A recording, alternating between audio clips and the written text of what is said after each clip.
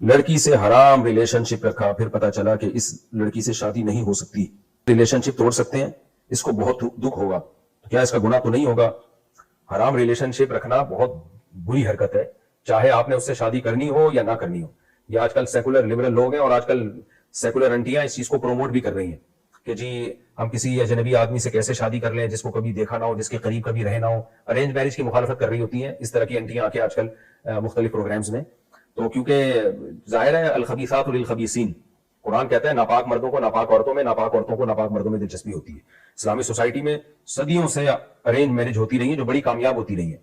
تو اب ٹھیک ہے محبت کی شادی بھی ٹھیک ہے, لیکن محبت کا مطلب کیا ہے؟ آپ کو کوئی پسند آیا, آپ نے نکاح کر لیا, یہ نہیں کہ پہلے اس سے انڈرسٹینڈنگ ہوگی, گپ شپ لگے گی, پھر بہت ایک دوسرے کلوز آئیں گے, ایک دوسرے کو سمجھیں گے.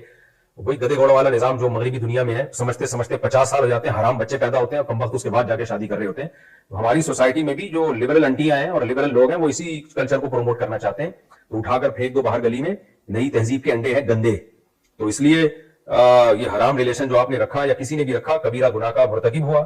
لوگ کہتے ہیں ہم تو اس سے شادی کر رہے ہیں. بھائی شادی کرو نہ کرو, آپ کے لیے حرام ریلیشن حرام ہی رہے گا. منگیتر کی اسلام میں کوئی حیثیت نہیں.